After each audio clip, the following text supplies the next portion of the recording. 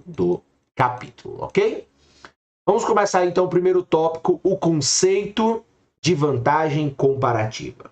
Vamos começar aí pelo elemento mais importante do ponto de vista teórico. No dia de São Valentim, que no Brasil corresponde ao Dia dos Namorados, que ocorre no dia 14 de fevereiro, então no dia de São Valentim de 1996, que calhou de ser menos de uma semana antes das cruciais eleições primárias em New Hampshire, que aconteceram no dia 20 de fevereiro, o candidato presidencial republicano Patrick Buchanan parou em uma loja para comprar uma dúzia de camélias para sua mulher. Uma flor, né? Ele aproveitou a ocasião para fazer um discurso denunciando as importações crescentes de flores para os Estados Unidos, que ele alegou estarem colocando os plantadores do país fora do negócio. Então o cara foi lá comprar, descobriu que a flor que eles compram é importada. E é verdade que uma parcela crescente do mercado de camélias nos Estados Unidos é fornecida pelas importações trazidas de países sul-americanos, pela Colômbia em particular. Mas isso é uma coisa ruim? Será que importar produtos de outros países é uma coisa ruim? Pois bem, vamos continuar aí essa análise. O caso das camélias oferece um excelente exemplo das razões pelas quais o comércio internacional ele pode ser benéfico. Considere primeiro como é difícil fornecer camélias frescas aos enamorados americanos em fevereiro. Então veja, as flores elas devem ser cultivadas em estufas aquecidas, com grande custo em termos de energia, investimento capital e outros recursos escassos. Claro, isso se elas forem produzidas nos Estados Unidos. Esses recursos poderiam ser utilizados para produzir outros bens. Inevitavelmente, há uma troca. Então veja, a fim de produzir camélias, a economia dos Estados Unidos deve produzir menos de outras coisas, como por exemplo computadores. Então, se os Estados Unidos fossem se esforçar na produção de flores, neste exemplo aqui, vai deixar de produzir outras coisas que poderiam ser consideradas mais vantajosas. E o conceito que está por trás disso é o seguinte: os economistas usam, portanto, o termo custo de oportunidade, que está em negrito, para descrever tais trade-offs, ou seja, tais dilemas. Então, o custo de oportunidade das camélias em termos de computadores é o número de computadores que poderiam ter sido produzidos com os recursos utilizados para produzir um determinado número de camélias. E aí aqui, se você não estudou nenhum livro de introdução à economia, aqui está um conceito importante que explica a parte de como funciona o comércio internacional, que é o fato do custo de oportunidade. Então, eu não posso produzir tudo em um país, portanto, o país tem que escolher aquilo que vai produzir. Então, ao deixar de produzir o produto A, como aqui flores, para produzir o produto B, computadores, você vai ter que abrir mão de algum nível de produção. Se você quiser produzir os dois, você vai produzir uma quantidade, digamos assim, média dos dois, ou você decide produzir um, ou você decide produzir outro. Então, isso é um conceito muito simples, muito básico de economia, tá nos primeiros capítulos de um livro de introdução à economia, e que aqui também aparece logo no começo em um livro dedicado especificamente ao estudo da economia internacional. E aí, claro, você tem esse custo de oportunidade, reflete os chamados trade-offs, ou os chamados dilemas, né? Ou seja, a gente tem que escolher entre duas opções, e isso é um dilema, o que fazer. Então vamos lá. Então suponha, por exemplo, que os Estados Unidos cultivem atualmente 10 milhões de camélias para venda no dia de São Valentim, né? Ou seja, no Dia dos Namorados, e que os recursos utilizados para plantar as camélias poderiam ter produzido 100 mil computadores em vez disso. Então essa é a relação. Ou eu produzo 10 milhões de flores, ou 100 mil computadores. Então o custo de oportunidade desses 10 milhões de camélias são 100 mil computadores. Por outro lado, se os computadores forem produzidos em vez disso, o custo de oportunidade de produzir 100 mil computadores é o de 10 milhões de flores, ou seja, a relação ela é vice e ela é versa, ok? Vice-versa. Então, essa é a relação. Ou eu produzo 10 milhões de flores ou 100 mil computadores. Então, esse é um dilema que o país tem que escolher, ok? Vamos continuar aqui esse exemplo que vai apresentar o conceito de vantagem comparativa. Os 10 milhões de camélias do dia de São Valentim poderiam, então, em vez disso, ter sido cultivados na Colômbia. Então, parece extremamente provável que o custo de oportunidade dessas camélias em termos de computadores seria, por exemplo, menor do que nos Estados Unidos. Então, por exemplo, por outro lado, é muito mais fácil cultivar camélias em fevereiro no hemisfério sul, onde é verão, nessa época do ano. Além disso, os trabalhadores colombianos eles são menos eficientes do que seus correspondentes dos Estados Unidos na fabricação de bens sofisticados, como computadores, o que significa que uma determinada quantidade de recursos usados na produção de computadores produziria menos computadores na Colômbia do que nos Estados Unidos. Então, a relação um produto simples com um produto sofisticado vai depender, portanto, das competências que cada país tem. Então, cultivar flores em fevereiro nos Estados Unidos é mais difícil porque o país está no hemisfério norte e logo é mais frio do que um país que está no hemisfério sul. Além disso, os trabalhadores colombianos, digamos aqui, são menos eficientes ou menos qualificados que um trabalhador dos Estados Unidos que pode ser alocado para a produção de um bem sofisticado. E, consequentemente, esse desequilíbrio nas competências dos dois países faz com que, em um país, o seu custo de oportunidade seja maior do que no outro. Então, veja, ó, assim, o trade-off na Colômbia pode ser algo como 10 milhões de camélias por apenas 30 mil computadores. Então, se eu produzo flores na Colômbia, eu só vou deixar de produzir 30 mil computadores. Nos Estados Unidos, eu vou deixar de produzir 100 mil computadores, que são um produto sofisticado. Então, esse é o custo de oportunidade de você abrir mão de uma coisa para produzir outra. E é importante que, dentro desse conceito de comércio internacional, sempre gera a ideia de que os países vão acabar se dedicando a coisas das quais, ou produtos sofisticados das quais eles podem, digamos assim, tirar um maior proveito das suas competências, digamos assim, domésticas. Que é nesse caso. Então, claro, como os Estados Unidos é um país mais desenvolvido que a Colômbia, é lógico que produzir computador nos Estados Unidos parece ser mais vantajoso do que produzir flores. Esta diferença de custos de oportunidade oferece, então, a possibilidade de um rearranjo mútuo benéfico da produção mundial. Então, deixe os Estados Unidos pararem de cultivar camélias e dedicarem os recursos que isso libera para produzir computadores. Enquanto isso, deixe a Colômbia cultivar as camélias, liberando os recursos necessários da sua indústria de computadores. Então, essas alternativas resultantes da produção estão aqui apresentadas na tabela ao lado, a tabela 3.1, mudanças hipotéticas de produção. Então, os Estados Unidos, menos 10 milhões de rosas para produzir 100 mil computadores. A Colômbia produz 10 milhões de rosas e menos 30 mil computadores. Moral da história, reduz a geração de uma produção de 70 mil computadores. E aqui você zera porque você trocou uma produção pela outra. Veja só, é importante deixar claro que isso aqui é um exercício simples. Existem outros, se você ler David Ricardo, que ele compara vinho com tecido. Mas note, aqui a gente tem que ter um certo cuidado, porque a gente está comparando aqui um produto muito sofisticado, com valor agregado, que são os computadores, com um produto que seria uma espécie de commodity, né?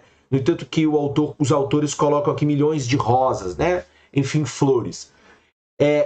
E um produto, digamos assim, mais ligado a commodities, à natureza, do qual tem uma incorporação tecnológica muito menor do que um computador. Então, as alternativas, elas estão aí.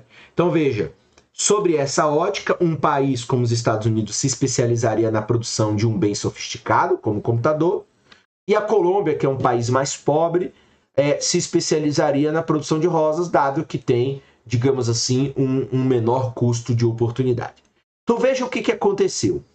O mundo está produzindo agora o maior número de camélias que antes, ok? Então está produzindo 10 milhões de camélias, mas agora, vamos subir aqui, mas agora está produzindo mais computadores, está produzindo, digamos aí, 70 mil computadores. Então, esse rearranjo de produção com os Estados Unidos, concentrando-se em computadores, e aqui tem um problema lá na frente que a gente depois pode pontuar, ou seja, os Estados Unidos está produzindo o melhor produto, aquilo que dá maior valor agregado, quanto custa um computador, um notebook, né, um equipamento de informática. E a Colômbia vai se dedicar à produção de camélias, né, de rosas, aumentando então o bolo econômico do mundo. Mas aqui a Colômbia vai produzir um produto menos sofisticado, mais barato, que mais à frente, neste livro, a gente vai pontuando as questões ligadas a como esse tipo de divisão pode deixar a Colômbia como um país muito pobre e os Estados Unidos sempre como um país muito rico.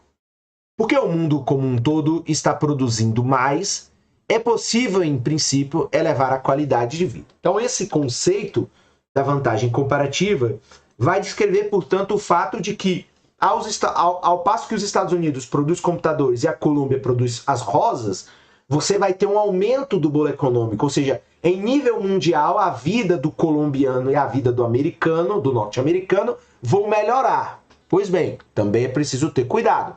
Isso aqui é a teoria pura.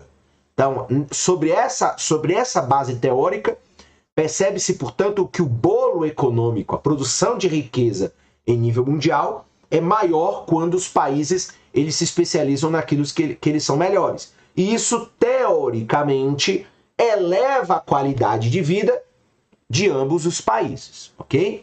Então, vamos ficar aí apenas com essa questão teórica. Mais à frente, a gente vai pontuando questões, digamos assim, mais críticas a essa teoria, porque não é isso que a gente verifica na realidade concreta, ok? Não é isso que a gente verifica na realidade concreta. A razão pela qual o comércio internacional produz esse aumento da produção mundial é que ele permite que cada país especialize-se em produzir a mercadoria em que tem uma vantagem comparativa. Ou seja, nesse exemplo simples, ou como eu falei, né, o David Ricardo vai usar lá no livro dele, do século XVIII, uma comparação entre vinhos e tecidos. Então, quando os países se especializam naquilo que eles produzem melhor, você tem a chamada vantagem comparativa. Então, um país ele tem vantagem comparativa na produção de um bem se o custo de oportunidade de produzir esse bem em termos de outros bens for menor nesse país do que é em outros. Então, no nosso exemplo aqui, a Colômbia deixa de produzir 10 milhões de rosas para produzir só 30 mil computadores.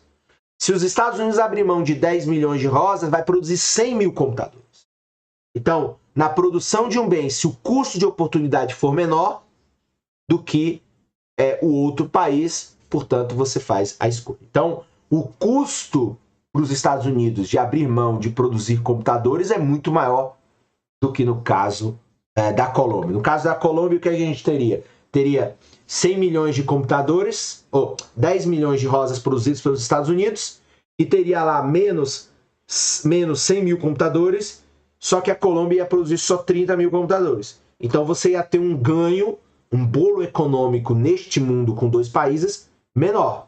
Então, aí não teria o uso da vantagem comparativa. Então, repetindo, porque esse é um conceito importantíssimo. Se você estiver fazendo anotações, anote. Então, um país ele tem uma vantagem comparativa na produção de um bem se o custo de oportunidade de produzir esse bem em termos de outro bem for menor nesse país do que é em outros países. Então, ou a gente poderia dizer que a Colômbia aqui tem uma vantagem comparativa de produzir flores e os Estados Unidos uma vantagem comparativa de produzir computadores. Neste exemplo, Veja, a Colômbia tem uma vantagem comparativa em camélias e os Estados Unidos têm uma vantagem comparativa em computadores. O padrão de vida pode ser aumentado em ambos os locais. Aí, como eu falei lá em cima, abre um parêntese, fecha um parêntese.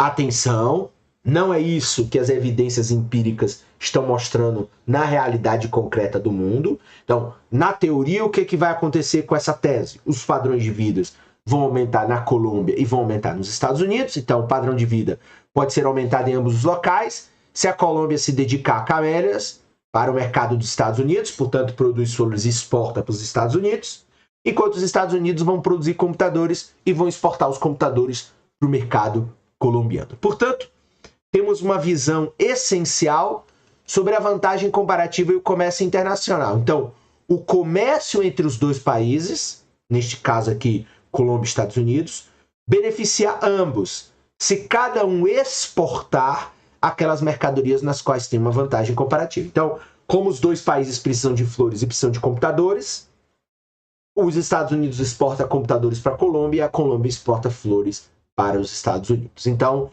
nesta teoria, o comércio internacional entre esses dois países, portanto, exportação e importação, um exporta flores e importa computadores, o outro exporta computadores e importa flores, geraria, portanto, um benefício para ambos os países, ok? Opa! Eu adiantei aqui. Então, veja, esta, portanto, é uma afirmação sobre possibilidades. Então, aí aqui vem uma crítica, né? Não sobre o que vai acontecer na realidade, não sobre o que realmente vai acontecer. Então, a teoria reza de que haverá um ganho para ambos os países ao eles escolherem produzir aquilo que eles são melhores, são mais eficientes. Mas isso não significa que todos vão ganhar. No mundo real, veja, não há nenhuma autoridade central que decida que país deve produzir camélias e qual deve produzir computadores. Nem há alguém distribuindo camélias e computadores para os consumidores em ambos os lugares. Então veja, a teoria originária e vantagem comparativa do David Ricardo, um economista da escola clássica,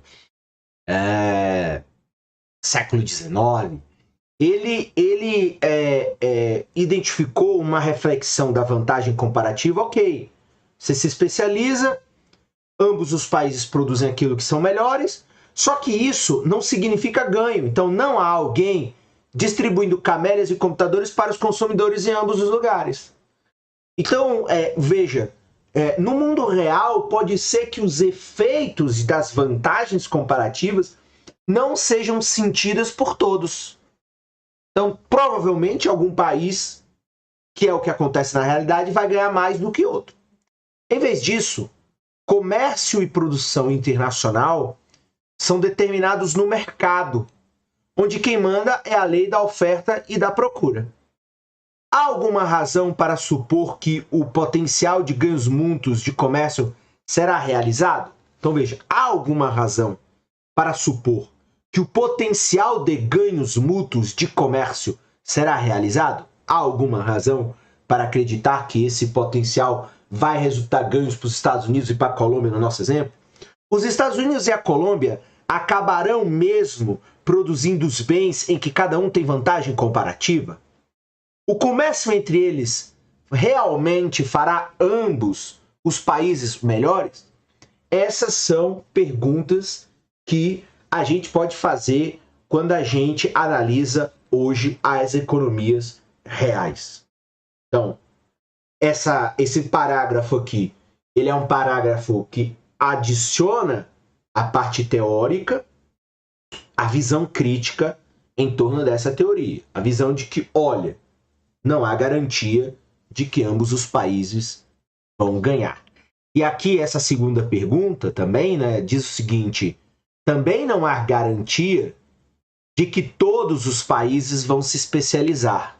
Então, será que os países vão produzir apenas aquilo que eles são melhores? ou podem estrategicamente ou politicamente continuar produzindo coisas que consideram importantes. Ou, enfim, por exemplo, a China. A China anda produzindo de tudo. Eles não são bons em tudo.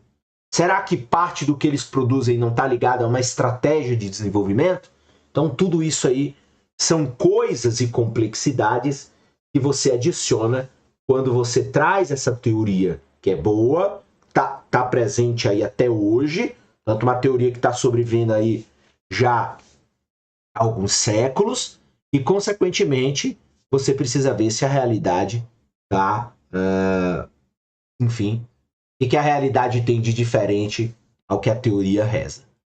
Para responder essas perguntas, devemos ser muito mais explícitos em nossa análise. Então, neste capítulo, desenvolveremos um modelo originalmente proposto pelo economista britânico David Ricardo, que introduziu o conceito de vantagem comparativa no início do século XIX. Né? Entendeu? Então, no início do século XIX, o David Ricardo colocou isso aí. Aqui tem uma nota de rodapé, vamos só dar uma adiantadinha. Então, a referência clássica é David Ricardo, né?